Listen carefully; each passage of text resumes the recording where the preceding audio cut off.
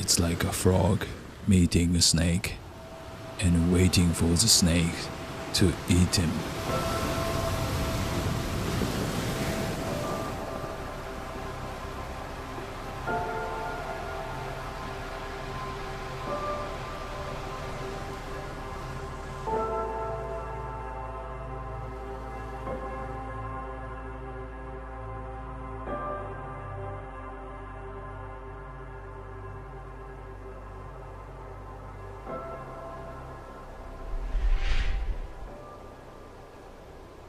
The Battle of Okinawa.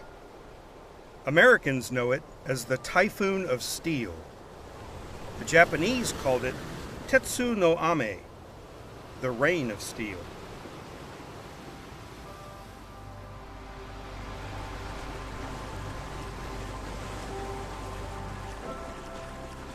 The battle was the bloodiest in the Pacific theater during the Second World War, costing the United States more than 49,000 casualties, including U.S. Ground Forces Commander Lieutenant General Simon Bolivar Buckner, Jr.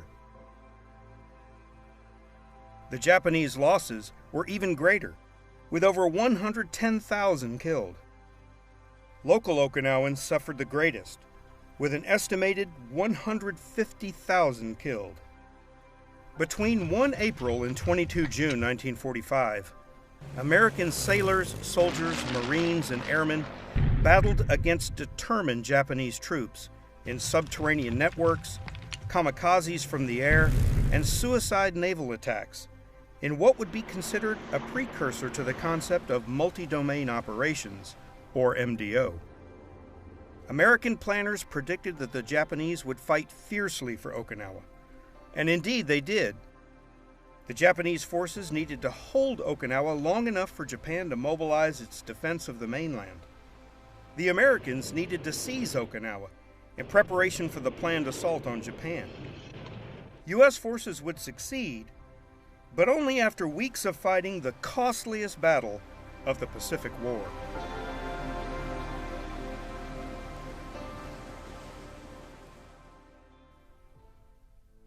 The ultimate goal of U.S. strategy in the Pacific was the unconditional surrender of the Japanese Empire. In May 1943, the Allied Combined Chiefs of Staff approved the strategic plan for the defeat of Japan. In this plan, the U.S. Joint Chiefs of Staff outlined the need to maintain and extend unremitting pressure against Japan, with a major goal being an overwhelming air offensive. The U.S. dual drive through the Central and Southwest Pacific areas were aimed at controlling the South China Sea and securing air bases in China. But after establishing air bases in the Marianas, General MacArthur's announcement that he could capture Luzon 2 months earlier than expected, and dire estimates of the forces needed to secure Formosa, all nullified the desire to capture areas on the Chinese coastline. This ultimately freed up the U.S. Central Pacific forces to concentrate their efforts on capturing a staging area for a possible invasion of the Japanese home islands. The U.S. Joint Chiefs identified Okinawa as the most logical objective to establish this staging area. The decision is ultimately made that Okinawa is not only closer to the mainland of Japan, but it also has lodgements for ships that can be parked, unloaded, and it has the potential for airfields, and it's that much closer to Kyushu and the Japanese defenses that are being prepared at that time. Within 6 months, U.S. forces gathered off the coast of Okinawa, readying themselves for multi-domain operations. Multi-domain operations are the combined arms employment of joint and Army capabilities to create and exploit relative advantages that achieve objectives, defeat enemy forces, and consolidate gains on behalf of Joint Force commanders. They accomplish this with 4 tenets of agility, convergence, endurance, and depth.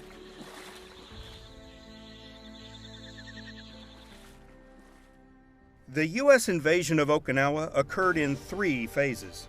Phase 1 began on 26 March, 6 days before the main assault by the 77th Infantry Division, with landings on the Karema Islands off the southwest coast of Okinawa, launching Operation ICEBERG. Phase 1 then concluded With a demonstration in the south by the 2nd Marine Division, the main landing on Okinawa by the Marines' 3rd Amphibious Corps and the Army's 24th Corps, and the subsequent seizure of the airfields at Yantan and Kadena. Phase 2 featured landings on Ieshima and the occupation in Okinawa.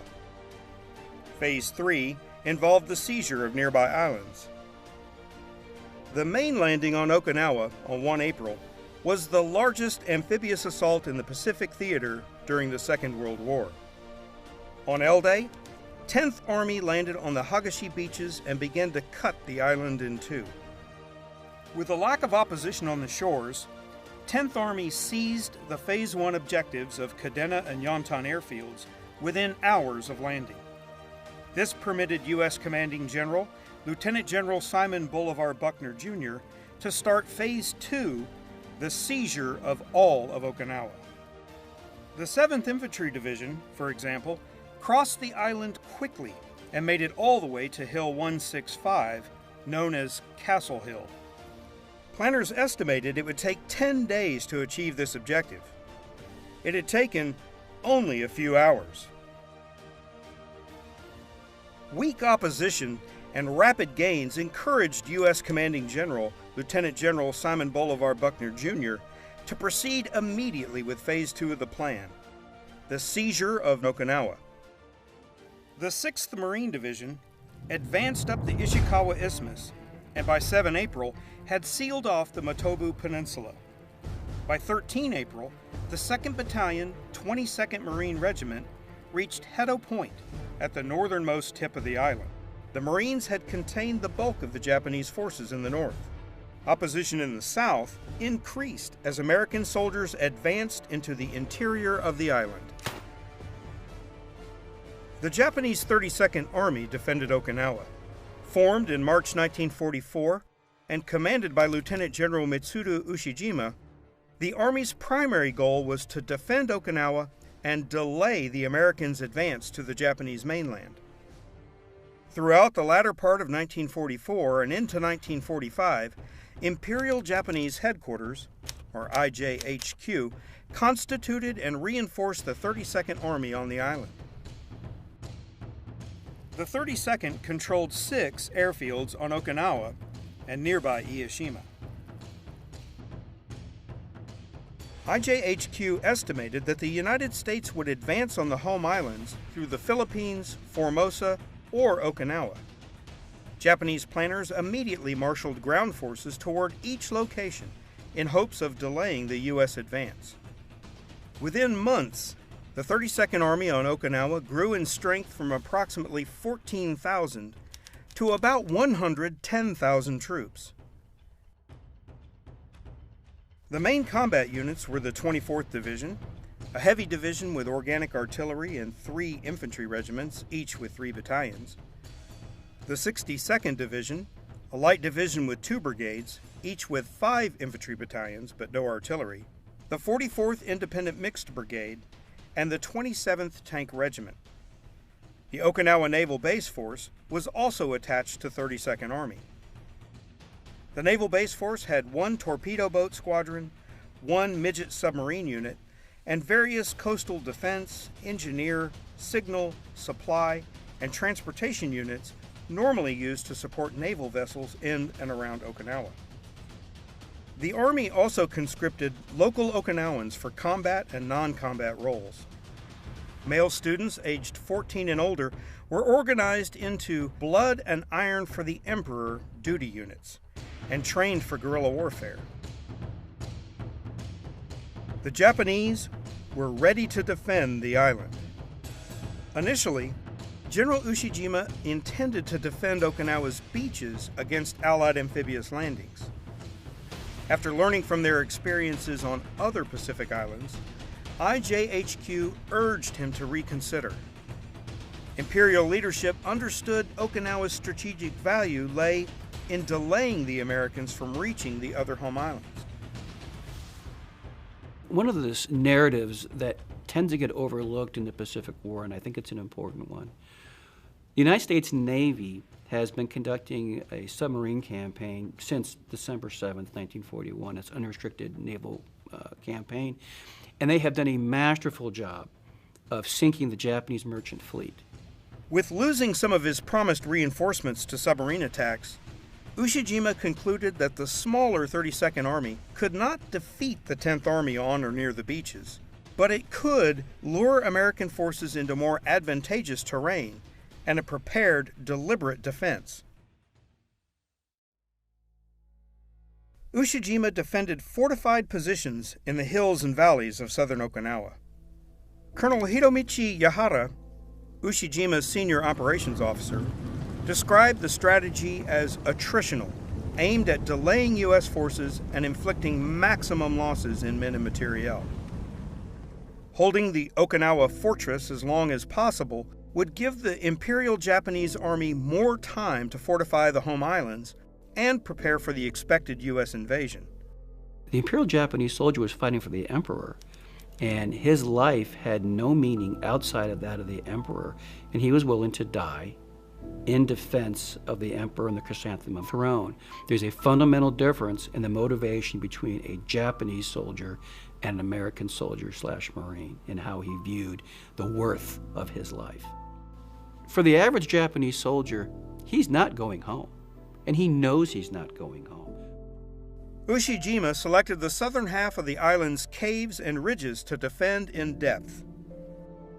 The 32nd Army reinforced the limestone and coral caves in southern Okinawa with concrete and wood to create formidable defenses. The 32nd Army also constructed a complex tunnel system throughout the southern half of the island. Like the 14th Area Army had done with Manila's sewers and Intramuros on Luzon, the 32nd Army on Okinawa used tunnels and Shuri Castle to assist in operations. Along with the fortified positions, the tunnels served as strong points and formed Ushijima's defense in depth. A strong point is a heavily fortified battle position tied to a natural or reinforcing obstacle to create an anchor for the defense or to deny the enemy decisive or key terrain. The 32nd Army headquarters operated out of a tunnel complex under Shuri Castle. This historic place was the center of the Naha-Shuri-Yonobaru line, later known simply as the Shuri Line, and where the bulk of the 32nd Army awaited the American attack. Commanders prepare a strong point for all-around defense.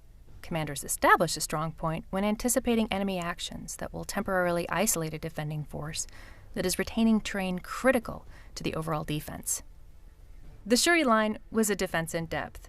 The Japanese forces defended in depth to absorb the momentum of the planned U.S. attack by forcing the U.S. to attack repeatedly through Japanese mutually supporting positions in depth.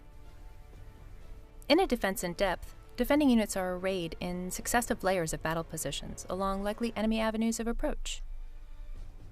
On the day of the U.S. invasion, 1 April 1945, Japan's 32nd Army waited for the Americans inland, where Japanese troops had prepared an area defense in strong points and 3 successive lines, between Futema and Kuba to the north, and Naha and Yonobaru to the south. The area defense is a type of defensive operation that concentrates on denying enemy forces access to designated terrain for a specific time, rather than destroying the enemy outright.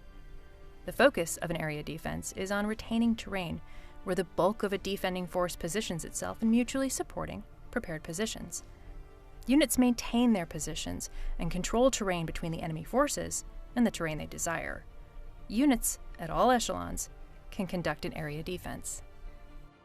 The Japanese 63rd Brigade, 62nd Division, manned the strong points and the first defensive line to delay and attrit the advancing Americans. The division's main effort, the 64th Brigade, dug in on the reverse slope of the defensive lines to destroy U.S. forces. The purpose of a reverse slope defense is to deny the enemy the topographical crest. Although the defender may not occupy the crest in strength, controlling the crest by fire is essential for success. This situation reduces the effects of indirect fire. Mortar, artillery, and close air support, and draws the battle into small arms range. The reverse slope defense provides a defending force an opportunity to gain surprise. The goal is to make the enemy commit forces against the forward slope of the defense, causing enemy forces to attack in an uncoordinated fashion across the exposed topographical crest. The 24th Division was in defensive positions covering potential landing sites on the south coast of Okinawa. The 44th Independent Mixed Brigade defended south of Yonobaru and on the Chinen Peninsula. The Okinawa Naval Base Force occupied defensive positions on the Oroku Peninsula. These Japanese units and the terrain they occupied formed an extensive series of overlapping and mutually supporting defensive lines.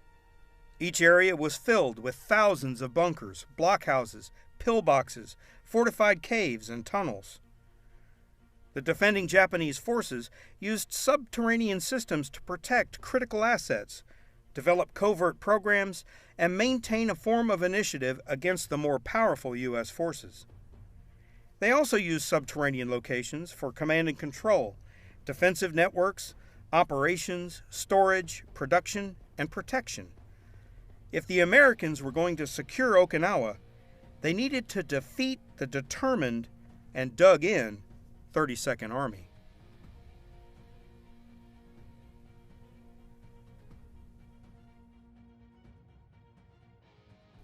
A critical component of a successful amphibious operation is the security of the fleet while ground forces move inland.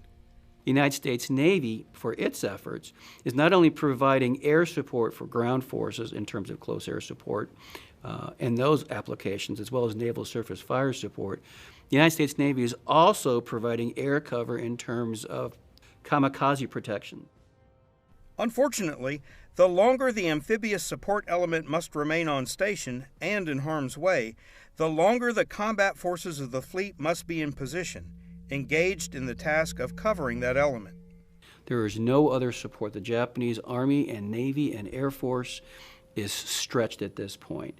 There is no large-scale air fleet or naval fleet that's going to come save them. And this is a bitter pill, as some of the Japanese commanders thought that they would get some naval support, but there's nothing there anymore. Indicative of what the Japanese have become in terms of desperation in stemming this American offensive is they sortie their largest battleship, the Yamato, which has basically been sitting portside for most of the war, as the Japanese have had a shortfall of fuel oil, ammunition, trained crews. The Yamato really sits as a floating hotel for a large part of the war. But in order to help in the defenses of Okinawa, they will sortie it with the mission of it sailing to the island, beaching itself, and being used as a basically artillery piece. The Americans are able to intercept it and, of course, through naval aviation, sink the ship before it makes it to Okinawa. But it's indicative of the desperation the Japanese are at. At Okinawa, those combat forces were the fast carriers of Task Force 58, and enemy activity was primarily in the form of suicide attacks. Japan created special attack units that consisted of both air and naval forces, which were manned by airmen and sailors that would sacrifice their lives by directing their aircraft and seacraft to crash into American ships. The most dangerous special attack units were the aircraft from both the Japanese Navy and Army, known as the kamikaze. Under the Japanese Ketsugo, or decisive operations, their mission is to bleed the Americans as much as possible. They know the Americans are casualty adverse and don't have the same ethic in terms of the honor of dying for the emperor or dying for the president in the American parlance. So what they're hoping to do is bleed the Americans as much as possible to get some kind of a negotiated settlement. The kamikazes are part of this. And the way the Japanese conduct their defensive is part of this. Every man is expected to give his life for the emperor. And the kamikazes are just the latest expression of that. They do cause damage to the American fleet. However, given the size and scope of the American military at this time, it really doesn't make a decisive difference. It makes a psychological difference, and it does play in the minds of naval air crewmen and the surface ships themselves. However, the kamikazes themselves are not going to stem the tide. But again, they're looking to affect the Americans psychologically not necessarily materially. With the pilot serving as a guidance system, one could frame IJHQ's kamikaze aircraft over Okinawa as human-guided munitions. These served as a forerunner to modern precision-guided munitions, which are a necessity for the Army's MDO doctrine. They also continuously sent smaller attacks, which kept the U.S. fleet on constant alert. Regular dive bomb and torpedo attacks were also mixed into kamikaze sorties to make them even more unpredictable and deadly. The Japanese executed almost 2,000 kamikaze and hundreds of conventional attacks, which resulted in the damaging and sinking of dozens of U.S. ships. Back on land, the 6th Marine Division cleared northern Okinawa, while the Army's 96th and 7th Infantry Divisions moved across the island and away from the landing beaches. The Army divisions eventually located the enemy in heavily fortified positions along Ushijima's defensive lines. This extensive interlocking network of caves and tunnels posed a serious challenge to the Americans. When dealing with subterranean environment, the preferred course of action is to mitigate the underground facility, its portals or its effects, and to continue with the unit's original mission. Several options exist to mitigate the underground facility's effects on mission accomplishment. These options include bypass, neutralize, control, and contain. Additionally, commanders may choose to clear a facility. However, an attack to clear an underground facility may be deemed necessary. The Americans' rapid advance and sweeping gains had come to an end. The 96th Infantry Division encountered fierce resistance from Japanese troops holding fortified positions east of Highway No. 1. On what became known as Cactus Ridge, about 8 kilometers northwest of Shuri Castle, the 7th Infantry Division encountered equally fierce Japanese opposition from a 30-foot coral spire known later as the Pinnacle. By the night of 8 April, American troops had cleared these and several other fortified positions. They suffered over 1,500 casualties in the process and killed or captured about 4,500 Japanese. Yet the battle had only begun, for these were merely outposts guarding the Shuri line. At the Pinnacle and Cactus Ridge, the Americans faced a situation that was to be repeated many times on Okinawa. The enemy had fortified the coral and limestone ridges and prepared gun positions on the reverse slope of the hills. Using these tactics, the forward units of the 32nd Army stalled the U.S. Army's 24th Corps' offensive for another 8 days. The next American objective was Kakuzu Ridge, 2 hills with a connecting saddle that formed part of the Shuri Line's outer defenses. Most of the 96th Infantry Division focused on the ridge line immediately north of Kakuzu Village. In the face of concentrated Japanese counterattacks and artillery fire from the reverse slope, repeated attempts on Kakuzu Ridge failed, even when supported by joint fires. The 96th advanced no farther than the northeast slopes. It had taken 24th Corps 15 days to seize terrain initially projected to take only 5 days. Since the landings and Phase 1 progressed quickly, they were only 3 days behind their earlier projection. Yet the losses were high. By 15 April, approximately 1,200 replacements from 10th Army reached the 7th and 96th Infantry Divisions by way of Saipan. These replacements filled less than half the combined U.S. losses, over 3,000 casualties. After days of little progress and heavy casualties, 10th Army committed its reserve, the 27th Infantry Division, on 9 April. Commanded by Major General George W. Greiner, the 27th took up positions along the west of the 96th Infantry Division's front line, facing Kakuzu Ridge. 24th Corps, under General John R. Hodge, now had 3 divisions engaged instead of 2. The 96th was in the center of the line, with the 7th to the east. As the American assault against Kakuzu Ridge stalled, Lieutenant General Ushijima, influenced by his Chief of Staff, Lieutenant General Isamu Cho, decided to take the offensive. On the evening of 12 April, with severely limited illumination under overcast skies, the Japanese 32nd Army attacked American positions across the entire front. Signal flares preceded an intense artillery barrage. In one instance, 200 rounds struck one company's position in 7th Infantry Division's area of operations in just 5 minutes. The Japanese counterattack was heavy, sustained, and well organized. After fierce close combat, the attackers withdrew, only to repeat their offensive the following night.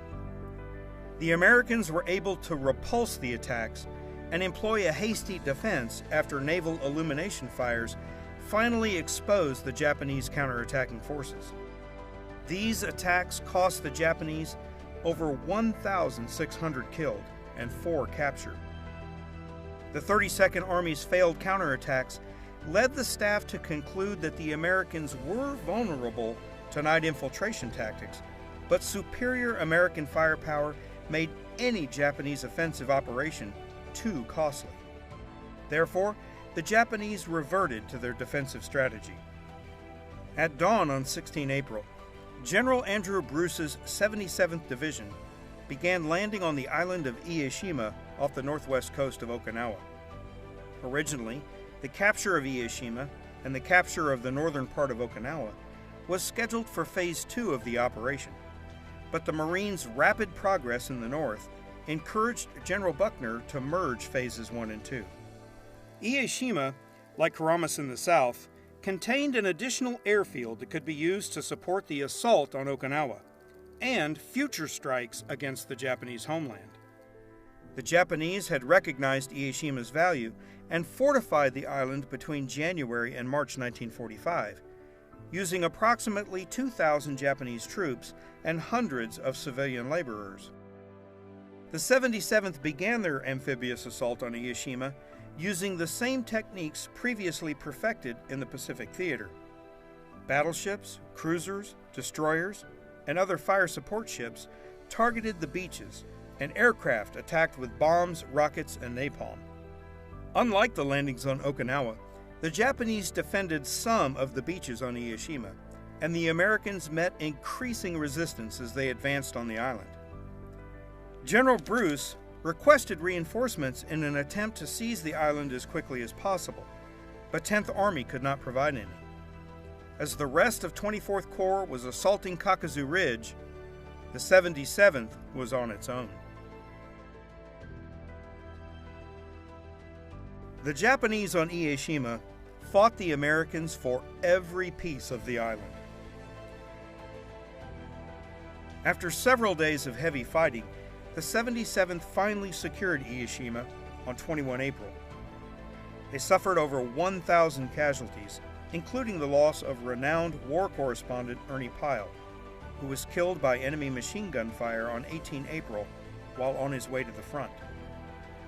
Pyle was buried in the division's cemetery on Ieshima under a crude marker, which the division later replaced with a monument. Concurrently, the fight for Kakuzu Ridge on Okinawa continued.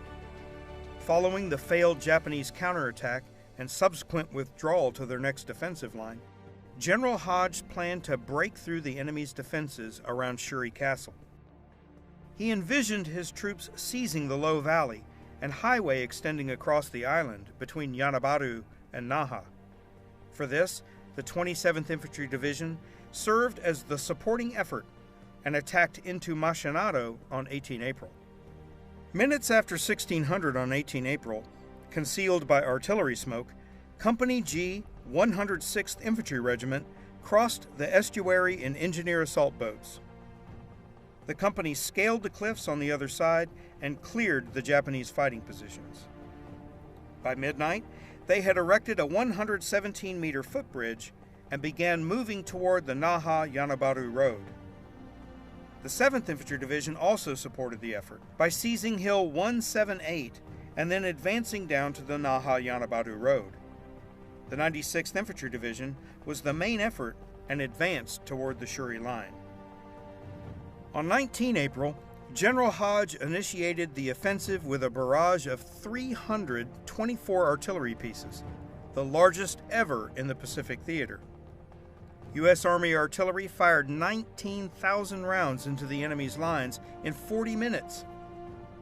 Battleships, cruisers, and destroyers joined the bombardment, followed by Navy and Marine aircraft attacking the Japanese positions with napalm, rockets, bombs, and machine guns. Yet, the Japanese defenses were positioned on reverse slopes, where the defenders were protected from the Typhoon of Steel, emerging to attack the Americans advancing up the forward slope with mortars and grenades. A tank assault by Company A 193rd Tank Battalion, which included flamethrower-equipped Shermans, attempted to outflank the Japanese forces defending Kakuzu Ridge. The company failed to link up with its infantry support and lost 24 tanks in 5 hours to Japanese anti-tank guns, mines, and suicidal attacks by Japanese soldiers with satchel charges. 24th Corps suffered over 700 casualties in a single day of fighting. The Japanese continued fighting for 5 days after the Americans' initial attack.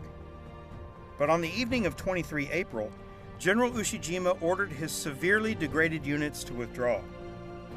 During the night of 23-24 April, under heavy fog and cover of artillery fires, the 63rd Brigade's 62nd Division evacuated its remaining positions.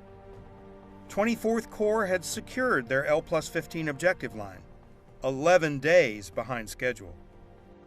Both the 7th and 96th Infantry Divisions had been in combat for 25 consecutive days. They needed reconstitution in order to continue offensive operations.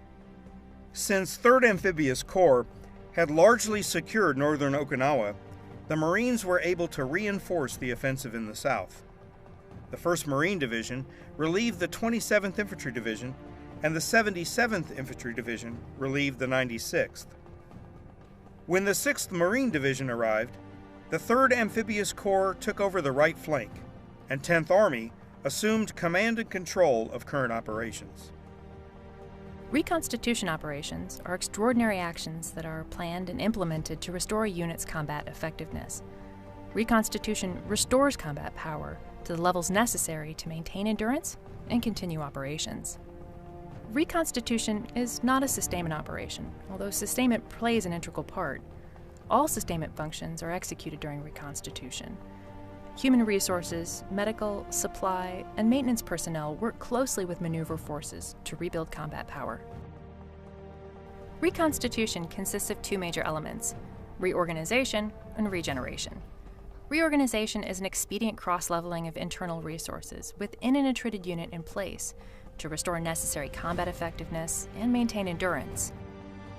Regeneration is the intentional restoration of a unit's combat power that requires time and resource-intensive operations, which includes equipment repairs and replacements, supply replenishment, mission-essential training, and personnel replacements in accordance with the theater commander's guidance.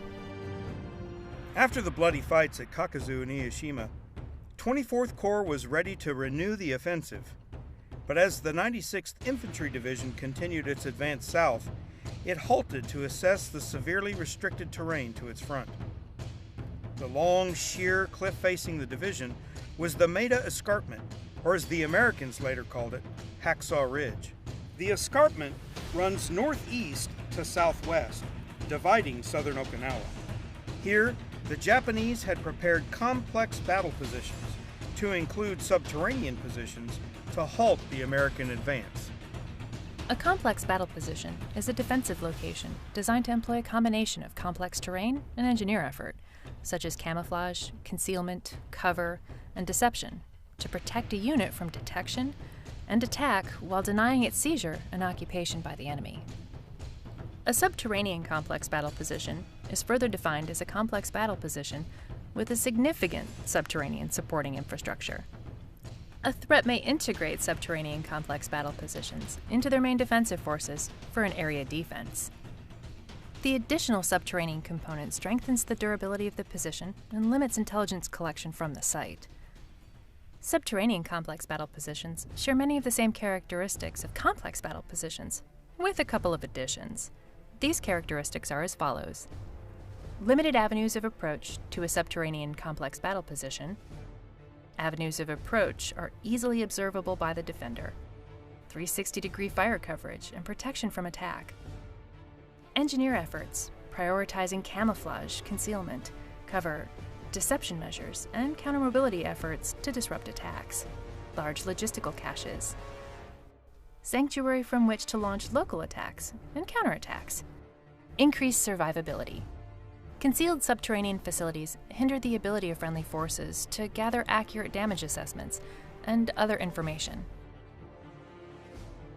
On 30 April, the 77th Infantry Division was ready to assume the attack on the Maeda Escarpment, and the Japanese met the Americans with over 1,000 rounds of artillery and mortar fire on their frontline positions.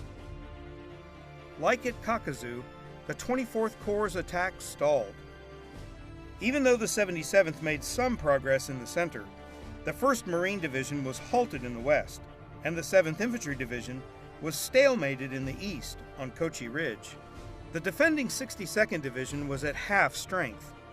The Japanese offset this numerical disadvantage by preparing a deliberate defense that took advantage of the forbidding terrain.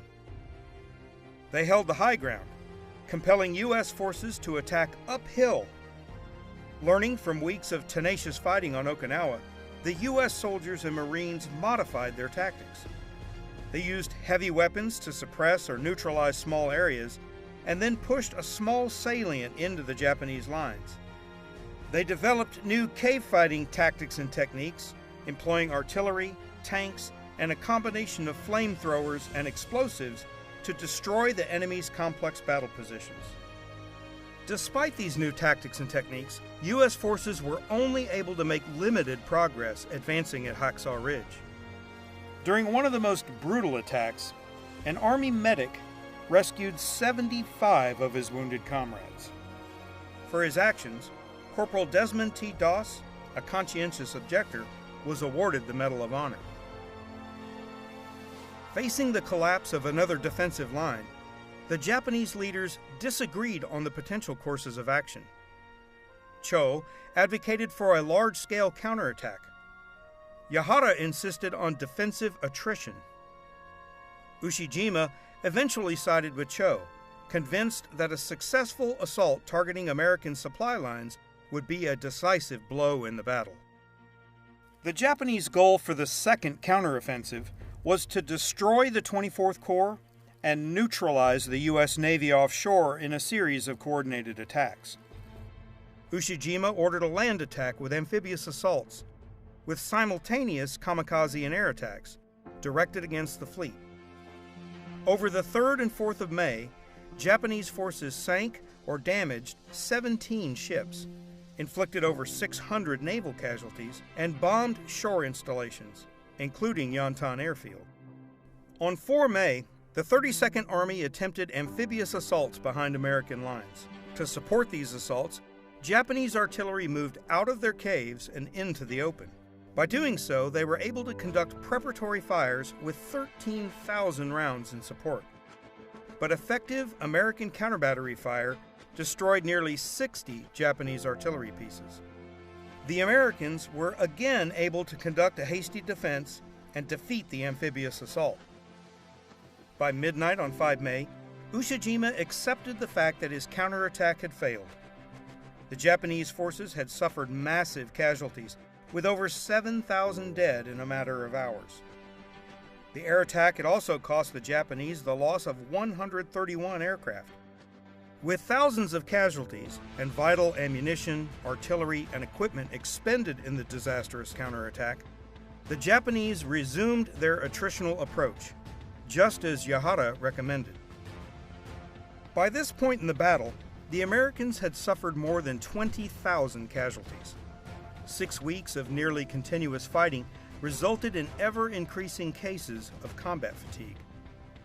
The American forces had extended their line at Maeda, Kochi, and Awacha, thus making their lines of communication more secure and gaining more favorable terrain. With these gains, 10th Army launched another offensive on 11 May. 2 days later, American troops captured the formidable Nishihara, better known as Conical Hill. Rising 145 meters above the Yanabaru coastal plain, this key terrain was the eastern anchor of the main Japanese defenses and was occupied by about 1,000 Japanese troops. Meanwhile, on the opposite coast, the 1st and 6th Marine Divisions secured Sugarloaf Hill. Capture of these two key positions exposed the Japanese around Shuri Castle on both sides. Estimating that the 32nd Army had expended most of their reserves in the counterattack, Buckner planned to commit all of 10th Army. The area near Shuri Castle is the most rugged terrain in the southern part of the island. Escarpments, steep slopes, and narrow valleys make the major hill masses ideal terrain to establish a strong defense. Here, the Japanese 32nd Army chose to make its stand, meeting the enemy on its own terms in a series of concentric positions where minor infantry actions and anti-tank ambushes would be more successful and American naval fire support less effective. General Buckner planned a double envelopment of Shuri Castle by simultaneously maneuvering around both flanks of Ushijima's force. He designated the 3rd Marine Amphibious Corps as the main effort and the 24th Army Corps as the supporting effort. These two corps now made up the 10th Army's front line. The Marines' axis of advance was west of the Shuri line. The 77th Infantry Division fixed the defending enemy units. The 96th enveloped the Shuri line from the east.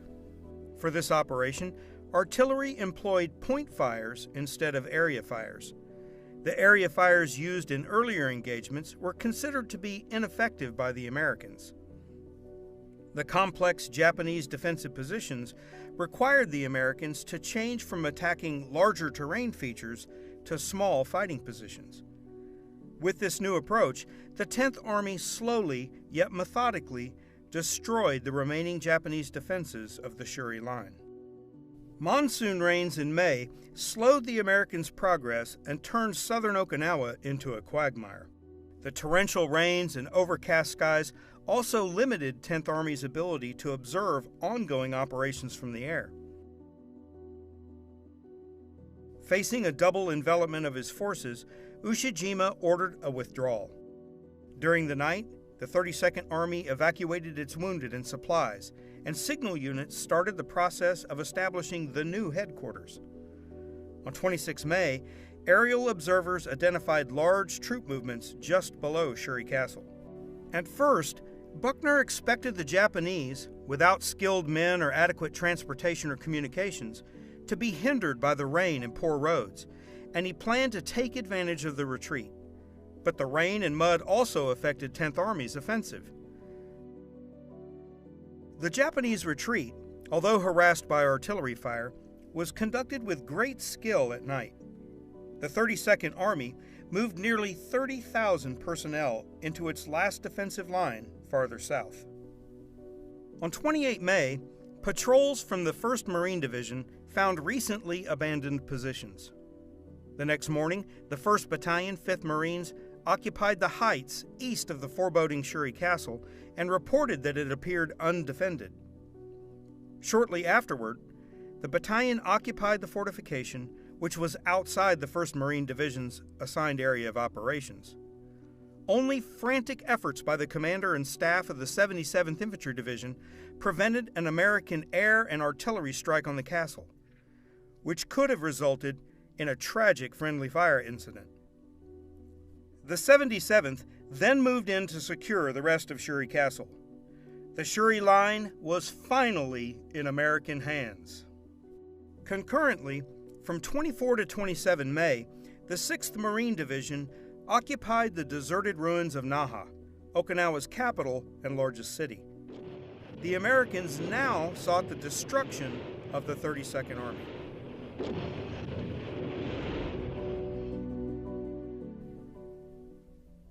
South of Shuri Castle, The terrain is rough, but there are a few large escarpments. There are some broad valleys and an extensive road network able to facilitate troop movements. Precipitous limestone cliffs surround an extensive plateau at the southern end of Okinawa. On the northern side of the plateau are two major hills, Yuzadake and Yeju-dake, which cover and provide visibility of all approaches from the north, east, and west. These peaks were roughly 6.5 kilometers from the original front line and had been seen by U.S. troops since the start of the campaign. Here, Ushijima's 32nd Army braced for its final defense. After their withdrawal from Shuri Castle, 11,000 uniformed troops and approximately 22,000 non-uniformed defenders readied themselves along the escarpment. Additionally, there were over 10,000 soldiers and 4,000 sailors at the Imperial Japanese Navy Underground Headquarters near the Okinawa Naval Base. On 4 June, elements of the 6th Marine Division launched an amphibious assault on the peninsula. The majority of the Japanese sailors, including Admiral Minoru Ota, died by suicide within the tunnels of the underground naval headquarters on 13 June. By 17 June, U.S. forces had pushed the remnants of General Ushijima's shattered army into a small pocket in the far south of the island. On 19 June, 10th Army accepted the surrender of 343 soldiers, the first mass Japanese surrender of that size in the Second World War. Though the numbers of surrenders greatly increased after 19 June, more than 2/3 of the remaining Japanese defenders chose to die by combat or suicide. At the beginning of June, Japanese casualties had averaged 1,000 per day. By 21 June, that number had risen to 4,000 per day. As the battle drew to a close, American casualties also continued to mount. General Buckner did not live to see the end of the battle for Okinawa. On 18 June, Japanese artillery fire killed Buckner while he monitored 10th Army's progress from a forward observation post. Marine Major General Roy Geiger, now the senior commander, assumed temporary command of 10th Army until Army General Joseph Stilwell arrived in theater 5 days later. The Americans continued to push the Japanese army closer to the coast. Rather than face capture, in the early morning of 22 June, General Ushijima and his senior officers gave up the fight and committed seppuku, ritual suicide, outside a cave that faced the sea.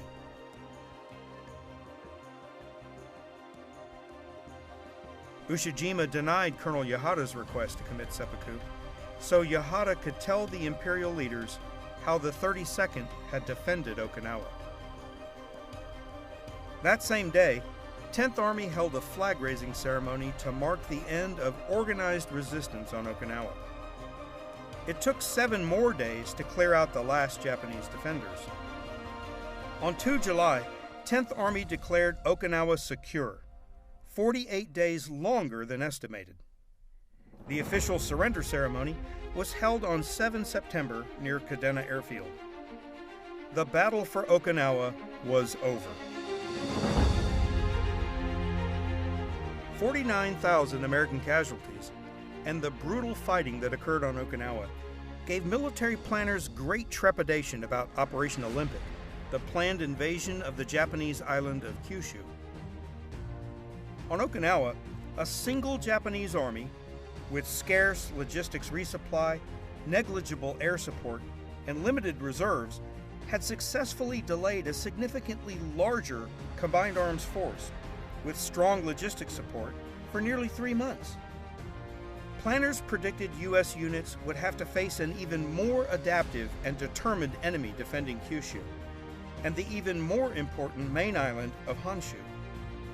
Yet the horrors of the battle for Okinawa did not dissuade the Americans from preparing for Operation Olympic.